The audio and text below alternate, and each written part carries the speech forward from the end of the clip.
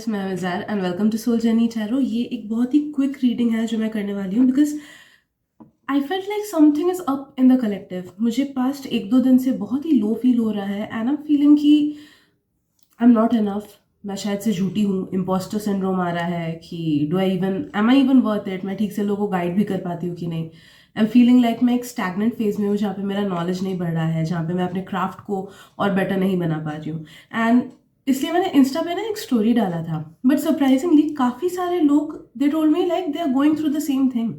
And yes, एक person के साथ मेरा डिस्कशन हो रहा था, even he said the same thing like maybe something's up in the collective. So इसीलिए आई थॉट कि चलो इसके रिगार्डिंग रीडिंग करते हैं, may be people will get some peace अगर ये कलेक्टिव में हो रहा है तो।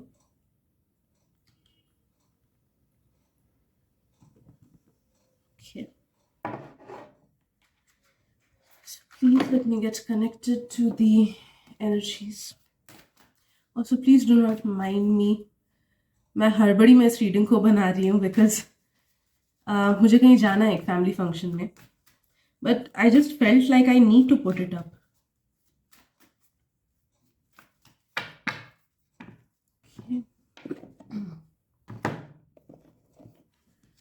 So good.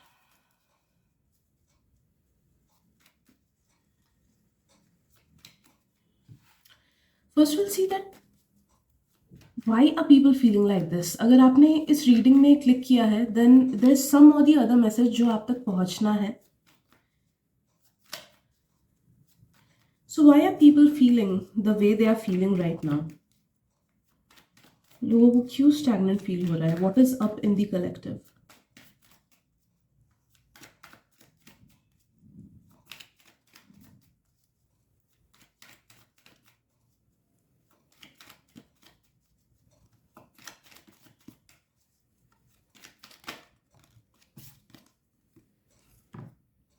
Okay, many people are going through the dark night of the soul और some kind of कर्मा उनका निकल रहा है through their emotional body. Okay, so through their emotions a lot many people are letting go of their karma and ये collective में हो रहा है, जिस वजह से हो सकता है कि इस टाइम पे हम सबको अपने वर्स्ट फियर्स फेस करने पड़े या कंटिन्यूस थॉट्स ऐसे दिमाग में आने लगे, नेगेटिव थॉट्स, अनकंट्रोल्ड थॉट्स, कुछ कुछ को सेल्फ डाउट, कुछ कुछ को रिलेशनशिप्स को लेके डाउट, कुछ कुछ को खुद को लेके इनसिक्योरिटी, कुछ कुछ को मे बी फ्यूचर को लेके एक ब्लरी सा चीज लग सकता है कि कल तक आपको जो लगता था कि हाँ मैं सही कर रहा हूँ, आज आपको सेल्फ डाउट हो रहा है. ओके, तो वैसे जो नेगेटिव हमारा सेल्फ है that is getting like the shadow is getting forward, it is coming forward. तो हमारा जो shadow self है वो थोड़ा सा आगे आ रहा है, जिस वजह से this is the best time to understand कि वो क्या क्या चीजें हैं नेगेटिव जो आपके अंदर हिडन है. राइट इट डाउन कि आपको क्या फील हो रहा है, किस किस फील्ड में आपको नेगेटिव लग रहा है, क्या क्या इमोशंस फील हो रहे हैं. It is very important to note it down कि आपको क्या अभी फील हो रहा है, बिकॉज जब ये वाला फेज कंप्लीट हो जाएगा ना, खत्म हो जाएगा, देन यू विल अंडरस्टैंड कि ओके ये चीज़ें हैं जो मेरे में हिडन है. I have these insecurities that are hidden जो टाइम टू टाइम आती हैं and you can work on those things. Okay, this phase is bringing out all the hidden negative unhealed parts within you and it is very important. Okay, इसीलिए it's like a blessing in disguise. अब अगर इस phase को ना properly feel करो, अपने emotion से भागने की कोशिश ना करो. If you try to understand कि हाँ मैं डीपली क्या फील कर रहा हूँ, मैं किस क्षेत्र में मुझे नेगेटिव फील हो रहा है, किस चीज के रिगार्डिंग मुझे नेगेटिव फील हो रहा है, and if you understand, try to understand it ना, तो बहुत ज्यादा शैडो वर्क आप कर पाओगे, बहुत ज्यादा शैडो सेल्फ का हीलिंग आपका होगा लेटर ऑन. ठीक है, तो इसीलिए अपने इमोशन से भागो मत, अपने थॉट से भागो मत. Let it be as negative as it can be. जितना हो सके उतना चीज़ों को फ्लो करने दो. बहुत टाइम होता है कि हमें अपने नेगेटिव थॉट्स को स्टॉप करने होते हैं, बट अभी का जो कलेक्टिव के लिए मैसेज आ रहा है कि आने दो, लेट इट फ्लो. ज्यादा भाव मत दो, ऐसा नहीं कि उसी में घुस के बैठे रहे. जस्ट ऑब्जर्व कि क्या थॉट्स आ रही हैं, क्या फीलिंग्स आ रही है, क्या है जो शैडो से बाहर आ रहा है. Okay, just observe that and right it down. No that कि आने वाले टाइम में you will get into a positive zone, जहां पे अगर आप थोड़ा सा भी वर्क करोगे ना उस चीज पे, इन सब इनसिक्योरिटीज पे, इन सब डार्क साइड पे, तो इजीली आप अपने उस शैडो सेल्फ को हील कर पाओगे, जिस वजह से जो ब्लॉक्ड ब्लेसिंग्स हैं, जो ब्लॉक्ड मैनिफेस्टेशंस है, वो ईज आउट हो जाएंगी एंड इजीली अबंडेंस फ्लो कर पाएगा.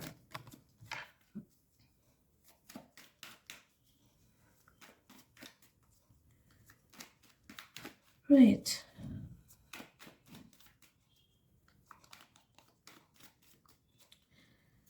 What more do people need to know about this phase? What more do we need to know about this phase? How can we use it for our best benefit? इसको कैसे best utilise करें इस phase को?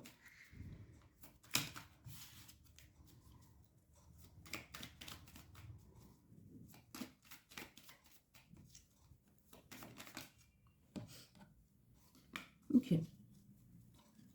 See, this phase definitely will be followed by something positive.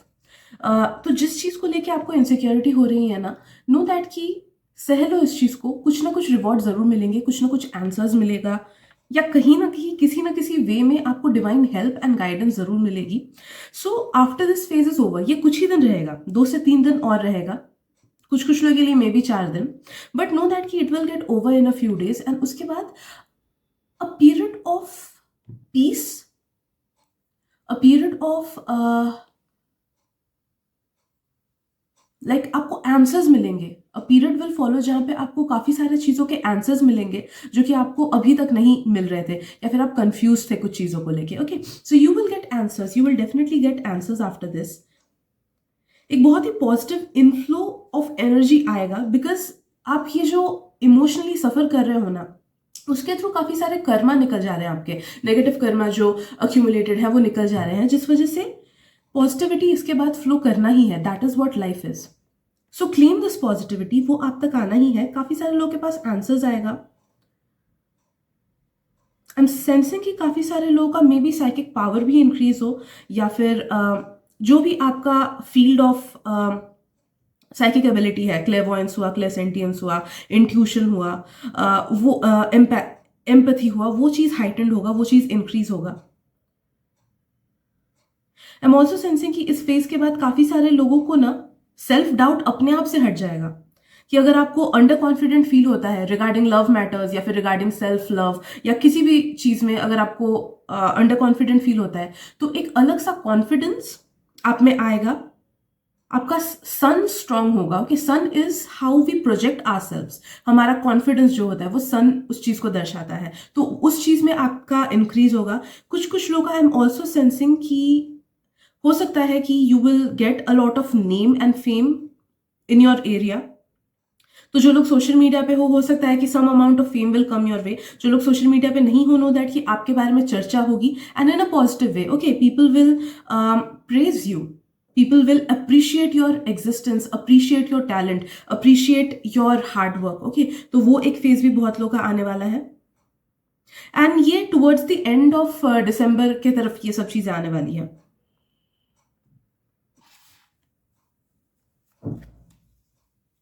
एक चीज आपको समझना है कि nothing happens because of a reason. Okay, without a reason. तो ये भी अगर चीज आप फील कर रहे हो, it's take it as an opportunity कि हाँ, मुझे पता चल रहा है कि मेरे में क्या क्या चीजें हिडन है, एंड मैं कैसे इन हिडन चीजों पे काम करूं. कुछ लोगों के लिए बस the realisation will be enough. कि कुछ लोग का होता है ना कि रियलाइज बस कर लिए, वो एक मोमेंट होता है कि कोई चीज रियलाइज कर लिए एंड वो चीज सामने आ गया from our shadow to our conscious, and बस वो चीज अपने आप से हील हो जाती है. तो कुछ लोग का वैसे अपने आप से हीलिंग भी होगी, बिकॉज वो चीज शैडो से सामने आ जा रहा है.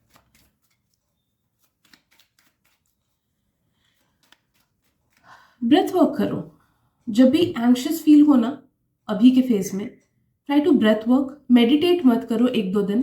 जब तक ऐसी फीलिंग्स फील हो रही है, do not meditate, if because वो शायद से आपको ठीक ना, मतलब ठीक वे में हेल्प नहीं कर पाएगा. बट ब्रेथ वर्क जरूर करो. खुद को शांत रखो. टेक अ फ्यू डीप, मतलब थोड़ी देर के लिए डीप ब्रीद इन करो, उसको होल्ड करो थोड़ी देर, 6 सेकेंड्स 5 सेकेंड्स जितना हो सके.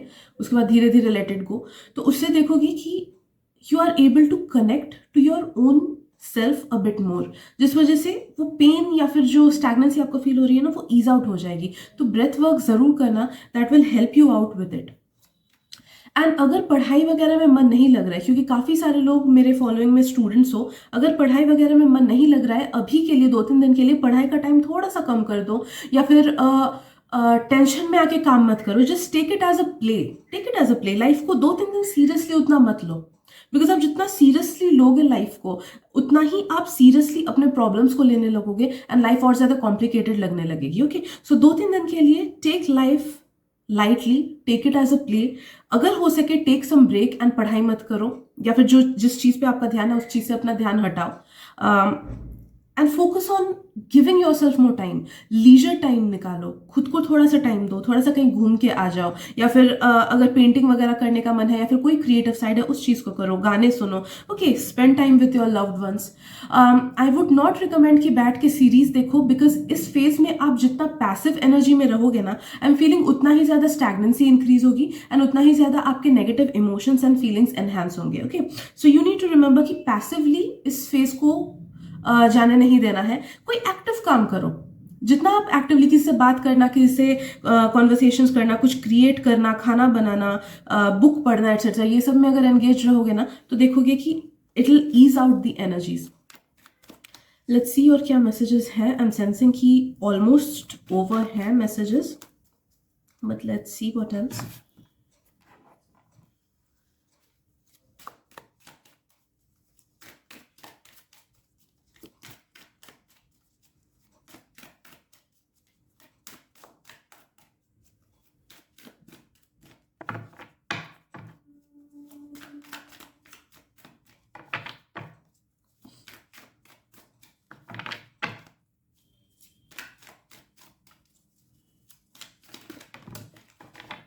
कार्ड दीजिए, 1 सेकेंड। अमेजिंग। एक्सपीरियंसिंग, यस, इसी चीज़ को लेके हम बात कर रहे थे कि experience things to the fullest. आप जब तक नेगेटिव चीज़ों को अच्छे से फील नहीं करते हो तब तक पॉजिटिव चीज़ों के लिए भी ग्रेटफुल नहीं फील करते हो। एंड पॉजिटिव चीज़ों के लिए ग्रेटफुल फील करना इसलिए इंपॉर्टेंट है बिकॉज एक बार ग्रैटिट्यूड की एनर्जी हमारे अंदर आए ना, तभी जाके और भी पॉजिटिव चीज़ें ही हमारे पास आ पाती है। सो नो दैट कि हर नेगेटिव फेज आपको पॉजिटिविटी को ज़्यादा फील करने में एज वेल एज ज़्यादा अप्रिशिएट करने में हेल्प करता है, तभी नेगेटिव फेज आता है। ऑल्सो इसको और भी गुड वे में आप यूज कर सकते हो by noticing the pattern within yourself, कि क्या हो रहा है, क्यों हो रहा है। Okay, question yourself. जो लोग टैरो में हो, may be draw out a card for yourself, okay, so that you get a guidance for yourself. एक ही कार्ड, एक ही ट्राई करना मेजर अरकाना कोई निकालने का, and try to get into the meaning of that card. And सिर्फ bookish meaning नहीं, बुकिश मीनिंग से आपको उतना डीपली पता नहीं चलेगा। Try to connect to the card and try to understand कि वो कार्ड आपसे क्या बोलना चाहता है, उसकी इमेजरी क्या बोल रही है, उसके कलर्स आपसे क्या बोल रहे हैं, वो फीलिंग क्या आपको फील करा रहा है। Okay, that way you will get to know कि वो कार्ड आप तक क्या मैसेज पहुंचा रहा है एट दिस प्रेजेंट मोमेंट। ये बस उन्हीं लोगों के लिए है जो लोग टैरो रीडिंग करते हो। ओके, ऑल्सो आप में से कुछ लोग नोटिस करोगे कुछ पैटर्न्स आने वाले टाइम पे, like may be repeating numbers, या किसी को फेदर्स दिख सकते हैं, किसी को कोई पर्टिकुलर इंसेक्ट दिख सकता है कंटिन्यूसली, किसी को कोई एक फ्रेज दिख सकता है, कुछ को कलर्स दिख सकते हैं etcetera. Know that it is a sign that divine is working in your favour. Divine आप ही के लिए काम कर रहा है एंड कोई भी नेगेटिव फेज जो भी जिससे भी आप गुजर रहे हो, that too shall pass.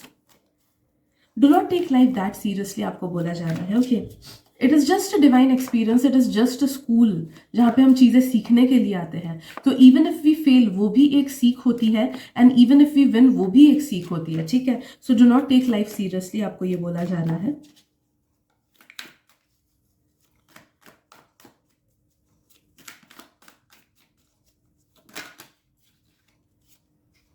Rebirth, amazing, yes, final outcome यही है कि हमारा रीबर्थ होने वाला है for all of you listening to this reading right now. ये रीडिंग आप तक जब भी पहुंच रही है, भले ही इस साल, भले ही नेक्स्ट ईयर, भले ही 4 साल बाद, नो दैट कि ये वही वाला फेज है कि you are being reborn. Phoenix की एनर्जी है। फीनिक्स वो मिथिकल एनिमल होता है, मिथिकल बर्ड है जो खुद ही खुद को आग लगाता है, that is how it dies, and खुद ही के एशेस से वो वापस से पैदा होता है। ओके, तो नो दैट कि एक नई चीज के शुरुआत के लिए पुराने चीज को मरना बहुत ज्यादा जरूरी है, and that is what you are going through, your soul is going through rebirth process. And कोई भी नई चीज की शुरुआत में pain like the hardest part of ending is starting again, ये लिंकिन पार्क का एक गाने का लिरिक्स है, and I have always felt so resonated with it. Okay, कि किसी भी चीज का बिगिनिंग का सबसे दुखद टाइम उसका उससे पहले वाला एंडिंग होता है, that is the hardest part, and that is what you are going through, but know that कि there is always light at the end of the tunnel. So rebirth and proper